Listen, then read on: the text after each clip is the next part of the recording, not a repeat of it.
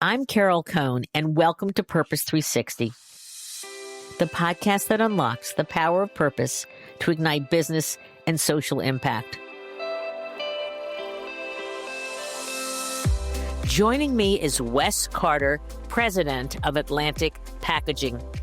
The company, established by his grandfather in 1946, it was a newspaper, and it evolved over the years through his father really refocusing the company on packaging and packaging solutions. And then Wes, in about 2020, during COVID, the lightning bolt struck.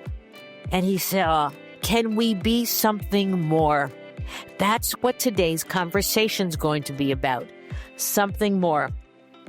Let me read a little bit from their sustainability mission statement. It's going to give you a clue to why this conversation is electric. We at Atlantic Packaging are committed to creating, supporting, and managing sustainable systems in packaging and commerce. And commerce, they have customers, kind of large ones, Amazon, P&G, Williams-Sonoma, Coke, and so many others. We acknowledge our unique position in the supply chain and our moral obligation. Yes, their moral obligation to do our part in creating a world free of pollution. That is how they became a purpose at the center company. Our efforts are guided by a regenerative vision for the future of our planet and our children. Through our work with A New Earth project, the sustainability initiative of Atlantic Packaging, we steward cooperation, collaboration, education, and transition throughout the marketplace. We remain always curious and adaptable to emerging technologies and systems that seek to solve the environmental challenges that harm or destroy our living Earth. We're going to learn so much from this conversation. I know you will be as excited as I am, so let's get started.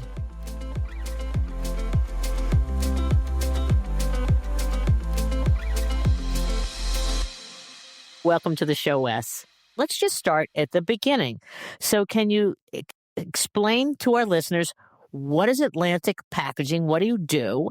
And then a little bit about your role. Yeah, absolutely. So Atlantic Packaging was actually founded by my grandfather, W. Horace Carter, in 1946 as a weekly newspaper.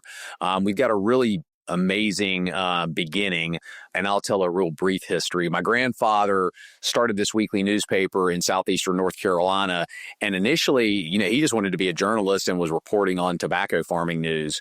But he had been educated at the University of North Carolina and was a power of the pen, God and country guy, and pretty quickly he became aware that the Ku Klux Klan was really active in his community, and he took it upon himself to fight the Klan with his newspaper. So he wrote editorials and articles condemning their activities, and he waged about a 3-year campaign, and it was a very harrowing experience for him and his family. They threatened to kill him and burn down his house and kidnap his children, but my grandfather never relented, and eventually his editorials got picked up by larger newspapers, and finally the FBI contacted him and said, we really need your help to infiltrate this vigilante group, which is exactly what they did, and they ended up arresting over 300 Klansmen and imprisoning over 50, including the Grand Dragon, who was the head of the Carolinas Ku Klux Klan. And that really broke their back. They were never the same organization in the Southeast. And my grandfather won a Pulitzer Prize for meritorious public service in 1952. He was 32 years old at the time, and he was the first weekly newspaper to ever win a Pulitzer. In those days, if you were in the newspaper business, you were also in the paper and office supply business in small town America. And so after he won the Pulitzer, he just got a lot of national recognition. And so the second part of his career, while he continued to write the newspaper, was to develop this little adjacent business selling packaging supplies, primarily to the garment industry, the hosiery industry, that was migrating from places places like New York and Pennsylvania to the southeast, we had die cutters and printing presses. And so we started selling a lot of converted paperboard for like collar strips for men's shirts and sock and underwear inserts and things like that. And pretty soon those companies that were buying converted paperboard said, hey, Horace, can you also sell us tape and corrugated boxes and bags? And so this little packaging distribution business grew up around my grandfather's newspaper. My father, Rusty, he didn't care much about the newspaper, but my dad's a serial entrepreneur and a brilliant business person. And my father took over the business and really focused on the packaging business and really diversified us into a lot of other packaging verticals. So fast forward to where we are today, we're, third generation, privately held. We're the largest independent, privately held packaging company in America. And we support the packaging needs of consumer products, companies, and retail brands in basically every industry vertical: food, beverage, building products, automotive, aerospace, e-commerce, medical device, really anybody making anything. In the mid-90s, my father made a strategic decision that he didn't want to be in the commodities business, that he wanted to be in more of a value-added type business. And so he invested in a packaging equipment program and really focused our sales efforts around selling equipment and high-performance packaging material to really drive out waste and eliminate damage for our customers as a way to save money. I mean, it was a cost-saving initiative, but I joke with him a lot. I was like, my dad was doing sustainability before that word was even invented. The word was even there. And I love it when you say use less is always the right solution. That's right. So for me, the sustainability program we have today, I really, with my leadership, we built it on top of this use less efficiency model that was also already very well established. So, and today, like you just mentioned, we always say, use less is always the right answer. And, even when you look at like the current EPR laws that are being enacted in places like California and Oregon, the number one priority is source reduction. You're very much like the history of timberland, because the grandfather developed the business, and then Herman and Sidney Swartz developed the product. And then Jeff, their son, built in the brand and brought the soul to life. How about that? Third generation, amazing company.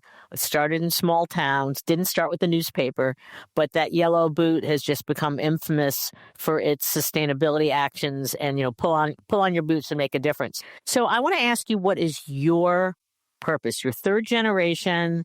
You have this amazing history, but what is Wes Carter's purpose? Wow, what is Wes Carter's purpose? Believe it or not, I think about that quite a bit. I think about legacy a lot and generational legacy. I think a lot about the world that we're leaving for future generations. I've also been a lifelong outdoor person. And so the outdoors informs a lot of who I am and always has. I was raised by outdoor people. But the early part of my career, sustainability was not really on my radar. About 10 years ago, though, really from my trips to go surfing and fishing, I just started realizing that I was seeing a lot of plastic pollution. And I went on a surfing trip to Southeast Asia, and it was terrible. I mean, there was plastic all in the lineup, and I remember thinking, like, a lot of what I'm seeing is packaging, and it's not all packaging that we sell, but this problem is being created by the supply chain that we're an integral part of. And at that point, no one was really talking about it. It was like our whole industry had this intentional blind spot that was so ugly that no one wanted to look at it. And as a person who loves the ocean in particular, like it just didn't sit well with me. And I told my leadership, I was like, I think we need to take responsibility beyond the sale. Like if we are selling a product that could end up as pollution, then we have an inherent responsibility to make sure that doesn't happen. It doesn't mean we always have to build all that infrastructure ourselves. In some cases we won't be able to, but we can collaborate with our customers, with our suppliers, and with governments too.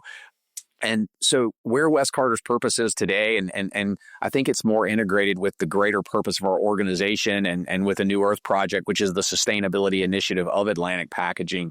I really believe that all of the problems that exist in the world today can be traced back to misaligned values of industry, where we, for the last several hundred years, have been under the delusion that businesses exist primarily to optimize profit. I love it. And that I think you just explained what your moral obligation meant. Yes. To do your part in creating a world free of pollution. I'm going to get into the health part because I know that health is a through line. We'll get into that in a minute. And I love this quote that you said, I want people to be stoked about sustainable packaging. And so we're going to get into some of the stokedness. So if you can talk about the Solution Center, because I thought that is so cool. And then I also want you to talk a little bit about kitchen cabinet distributors, because that was an interesting case too. So the Packaging Solution Center was and is the crown jewel of Atlantic in many ways. It is sort of the epicenter of our value proposition. And I think, this August will celebrate 8 years since we opened the doors. Fabulous. As I mentioned before, in the mid-90s, my father and his leadership team really charted this course around program selling and driving out waste through technology, through the science of packaging. As that value proposition evolved, it became very consultative, where we were working to drive out like massive amounts of waste. But as technology evolved in materials and equipment, it became increasingly difficult to be able to articulate in a boardroom, with an hour-long meeting to a new customer, like how this worked. It often, I think, came across as, I'm not sure I can trust this. This sounds a lot different than just buying on price. And so a few of my leaders, one in particular, Stuart Whitmire, was a big part of the creation of this, said, the part that we're missing is education. We're not able to educate our customers. And so what if we built a facility that was about education, that we brought customers to our facility and really showed them why we were picking certain materials and how we could integrate those materials with technology. And then that really evolved into testing equipment and validating equipment, which allow us to further optimize, because it's one thing to optimize packaging in a manufacturing plant, but to be able to have, transportation simulators that we have in a lab environment, we could do a lot more optimization, and we didn't have the pressures of, production piling up behind us. So that was really the inception of the Solution Center. We do a lot more there now. I mean,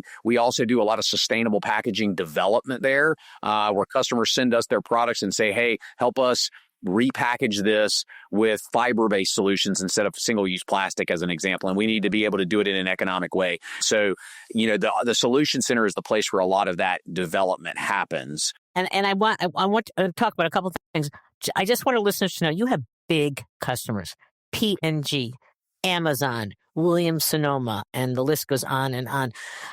I'm also mesmerized by product innovation. So you created, this is really important, and kudos, you got an article in Fast Company. You got rid of the 6-ring plastic soda carrier to create the Fishbone C-Clip. Can you explain what that is? I think that's brilliant that you did that.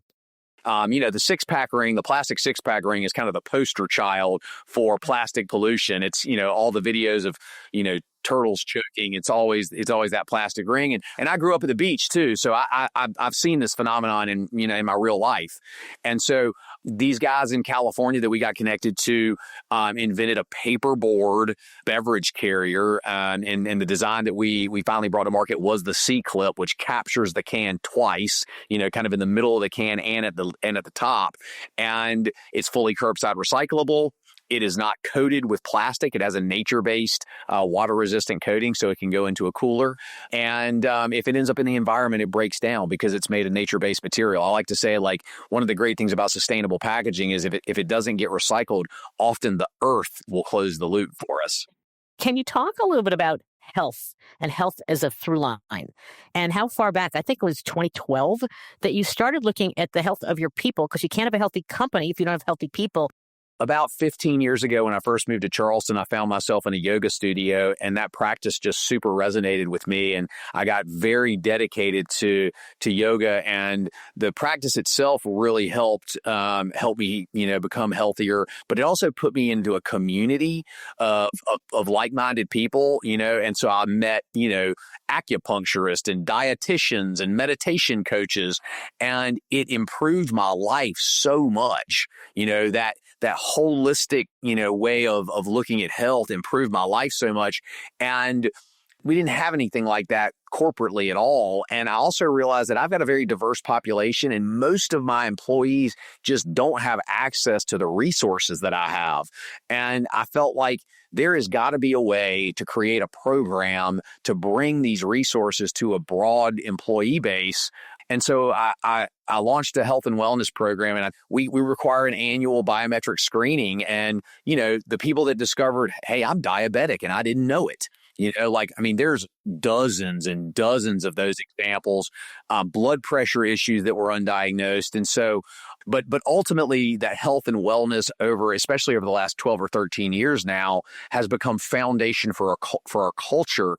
And so to me, the sustainability thing, it grew out of that soil, that health and wellness cultural soil that we had cultivated. We were able to plant seeds for sustainability that grew really naturally. And then all of a sudden, I just started to see it. I'm like, wait a second, health is not just about human health. Health is planetary.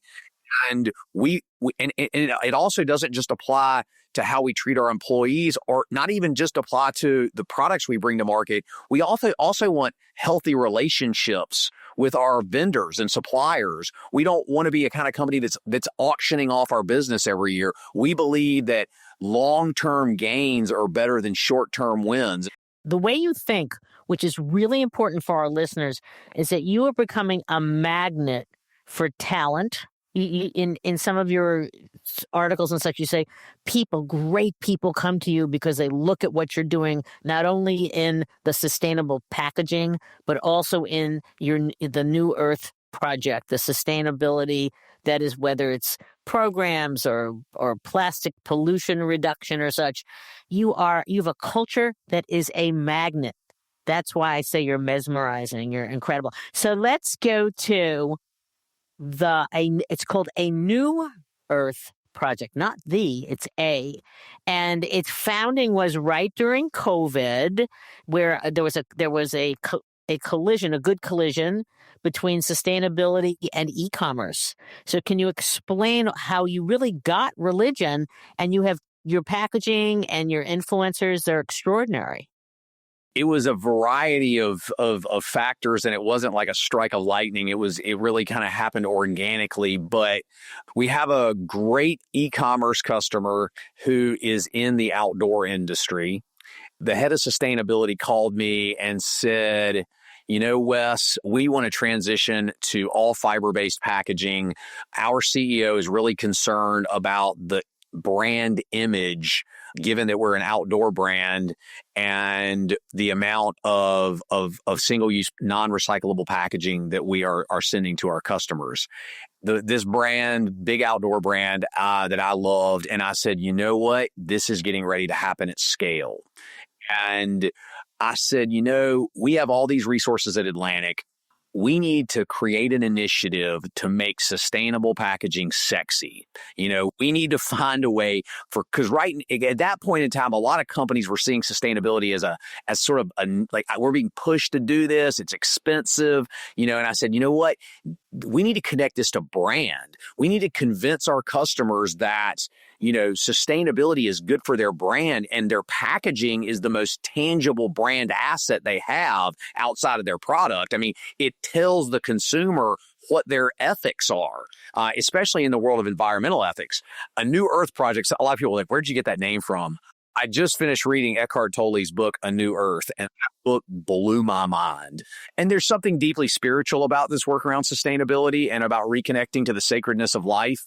And I think Mr. Tolle would probably agree with that. And so it wasn't just that it was a good book. Like, that book really articulates a lot of these core principles, really at a personal level. But, what I've come to understand is the inner work, is it influences all the outer work. I mean, so inner mastery, I believe, is fundamental for business success, especially in the world we're living in today. Oh, your storytelling is profound. You have the 8-part series. You have the plastic pollution piece, which was amazing. But then you also have your explainers. So you get down to the B2B. So you're breaking up your audiences and you're talking to them in a style that really does tell great stories. And you're influencing the consumer by being stoked versus fear. Yeah, I mean, ultimately, if you want to change the world, you're not going to do it by scaring people to death. That you might change a little bit of behavior, but I firmly believe, people change through inspiration and the power of positivity and hope, and that's what we're trying to create. Oh, it's great. And, and some of it was, some of your senior team and we added this client and this technology, whatever. But then you had snippets from your advocates and your surfers and your skiers and your snowboarders and your mountain bikers. And they just said, sustainable packaging is awesome. And it is. The sustainability industry is, this is boring and this is B2B and there's nothing here. And you've taken it and you've humanized it and you've become a magnet, not only for internal talent, but for your partners, your companies to say, hey, is there another way to do this?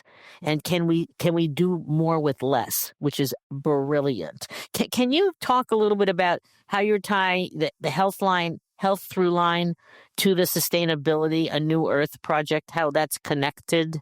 Yeah, well, fundamentally, there's a lot of ways it's connected, but certainly like partnering with the outdoor industry. If you're an elite outdoor athlete, health is pretty fundamental. And one of the beautiful things about outdoor athletes too is they overwhelmingly care about the environment. And so, having individuals that were representing Atlantic and representing a New Earth project, that health was fundamental to their careers and to who they were as human beings. That was a big piece of it. And then ultimately, like the biggest through line though is we began to look at the materials that we were bringing to market and say, are these materials, fundamentally healthy? And we created New Earth approved packaging solutions for a healthy planet. And we came up with some criteria that, so like as an example, there's 3 primary criteria. One, all of the materials have to be made from a feedstock that can be regenerated in one human life, like a nature-based feedstock that can be regenerated in one human life. Then all of our packaging solutions had to either be recyclable or home compostable. Third, they had to be not antagonistic to the planet, to wildlife, to ecosystems. And so those are our 3 governing principles that we analyze all the materials that we sell and everything that we bring to market. And I see health through so many different lenses. And ultimately, I believe that we as human beings have often forgotten that we are nature, not something separate from it. And our health and well-being, our mental health, our emotional health, our spiritual health is absolutely integrated with the health of the ecosystems that we live in. And if we destroy those ecosystems, we are destroying ourselves, on every level, not just our physical health. We're destroying our spiritual health. You are a true environmental steward. If you're talking to a colleague, maybe around your age, maybe they're in a private company or a public company, and they want to connect the culture to sustainability, to the business, they want to innovate. What are 2 or 3 recommendations that you have to these leaders? Yeah, I think first and foremost, you've got to really evaluate the inner culture of your organization. Like, what do we represent? And what greater good do we want our organization to serve? Like what a a packaging company serves as the greater good versus an automotive company, there can be different greater goods, like there needs to be. There's a spectrum of greater good, but really first establishing what do we serve and who do we serve and how do we serve, and I think those are fundamental questions we have to ask beyond we want to have a profitable company. Now, hey, profit's not a dirty word. I want a profitable company. I want a highly profitable company. Profit is the engine, it's the fuel that keeps things running. And profit is the reward for doing things the right way and innovating the right way. But ultimately, like defining what your greater good is really important. And I also think that all organizations have an inherent responsibility to caretake the health and well-being of their employees. Because when you create a culture of health and well-being, healthy employees, they show up. Healthy employees are loyal. Healthy employees, they think creatively. They work well together. It is fundamental to problem solving to have healthy, creative, engaged employees. This has been an amazing conversation, and I can't wait to see future product innovations and partnerships, and as well, incredibly great videos. And we're going to link to your YouTube channel as well. You get the last word, Wes Carter. What do you want to leave with our listeners? Well, a few things. One, just thank you for having me. It's a real pleasure. I always appreciate the opportunity to tell our story. At A New Earth Project, our tagline is "We do this together." And I think that's what I would leave your listeners like. No company, no individual can do this alone. If we want to save this planet and save ourselves, it's going to be a team effort. And we need the best and the brightest collaborating for these common good initiatives. And it's going to take all of us. And that's a beautiful thing. I mean, I can think of no greater generational legacy than being the generation of human beings that woke up and redirected our world, our industry, our technology in the direction of life. And if we can do that, the generations, our children, our grandchildren, our great-grandchildren, our great-great-grandchildren will celebrate this era when we change the world. And it's possible. It's very possible, but it takes commitment and vision and a shared value set. We need shared values. And it's one of the things that we're working on right now, to really try to establish what are those shared values. To me, health, shared value, authenticity, shared value, sustainability, shared value. If as an industry, and I don't just mean the packaging industry, I mean the entire global supply chain, if we can start to coordinate around deep spiritual truths about what it means to even exist, why we are actually here, then I believe we can really change the world. But I think we have to embrace that this is a spiritual thing by its very nature. And that's how I view it every single day. That's absolutely beautiful. Wes Carter, you are amazing. I know you hear that all the time, but you're so genuine and you've created a culture. I mean, this is about, you are a purpose at the center company. More people need to know about you, and I trust that our listeners from Purpose 360 are going to be so delighted. You're going to be inundated with questions and speaking opportunities. Your goodness is just fantastic, and we look forward to helping others hear about you and to sharing with your incredible vision and philosophies. Well, thank you. I really appreciate that. If there's anything amazing, it's the group of people that are around me. We have an incredibly talented, dedicated group of people that really believe in what we're doing. And I happen to be the voice, but there is a tremendous community of amazing human beings around me that make this happen, and they really deserve all the credit. Super. Okay, thanks so much. Thank you very much.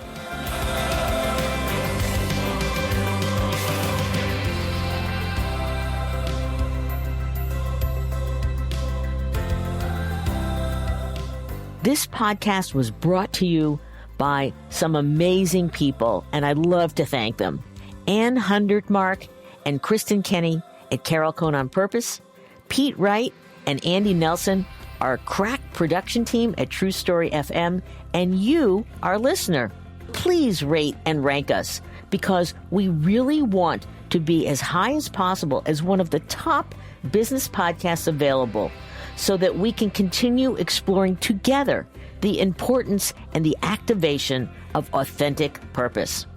Thanks so much for listening.